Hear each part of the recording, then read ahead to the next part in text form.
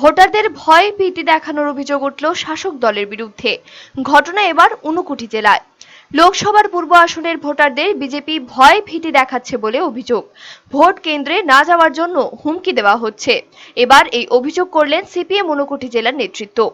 রবিবার সাংবাদিক সম্মেলন করেন জেলা নেতৃত্ব। জেলা সম্পাদক কৃষ্ণেন্দু চৌধুরী অভিযোগ করেন, নানাভাবে ভয় দেখানো হচ্ছে। তিনি জানান, জেলা শাসককে সমস্ত ঘটনা জানানো হয়েছে। উপস্থিত ছিলেন বিধায়ক মবস্বর আলী, মহকুমা সম্পাদক বিশ্বরূপ গোস্বামী। যে এখনো বিশেষ করে 52 চণ্ডীপুর বিধানসভা এলাকায় আমাদের যারা পুলিং এজেন্ট আছেন তাদেরকে থ্রেট করা হচ্ছে যাতে কোনো অবস্থায় পুলিং এজেন্ট না হয়। অনেক ভোটারদেরকেও সেখানে ভয়ভীতি দেখানো হচ্ছে ভোট না দেওয়ার জন্য। আমরা স্পেসিফিক সমস্ত ঘটনাগুলো পুলিশের কাছে আমরা মামলা দায়ের করেছি এবং কিছুক্ষণ আগে আমরা এসপি এবং ডিএমের কাছে আমরা ডেপুটেশন দিয়েছি, সমস্ত বিষয়টা জানিয়ে এসেছি। 17 তারিখে আমাদের মৃদুল সিনহা, তার বাড়ি হচ্ছে ফুলতলি, সেখানে ভোটারদেরকে বাড়ি বাড়ি গিয়ে থ্রেট করেছেন। এটা স্পেসিফিক এফআইআর করা হয়েছে।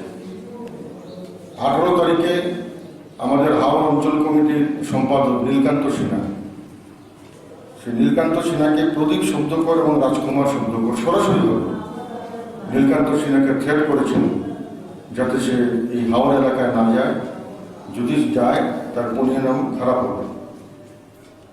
19 তারিখে আমাদের মনোবিল টি গার্ডেন, সেখানে পুলিং বুথ আছে, সেখানকার পুলিং এজেন্ট আমাদের চালাবেন শ্রমিক খগেন নায়ক, তাকে মণিচন্দ্র এবং নিরল বোয়ালা তাকে পরিষ্কার বলেছে, তুমি পুলিং এজেন্ট হতে পারবে না, যদি পুলিং এজেন্ট হও তোমার অবস্থা পরবর্তী সময় খারাপ হবে, তুমি পুলিং এজেন্ট হতে পারবে না।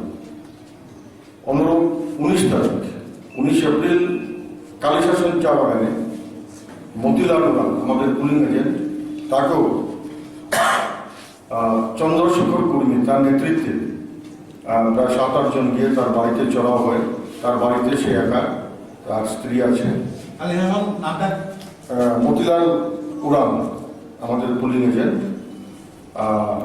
সেখানে চন্দ্রশেখর কর্মী তার নেতৃত্বে 7-8 জন তার বাড়িতে চড়া হয় রাত্রিবেলা এবং তাকে সেখানে থ্রেট করে যাতে কোনোভাবে পুলিং এজেন্ট না হয়। এবং আমাদের চণ্ডীপুরে আমাদের প্রেস ক্লাবের সম্পাদক প্রণয়নী চৌধুরী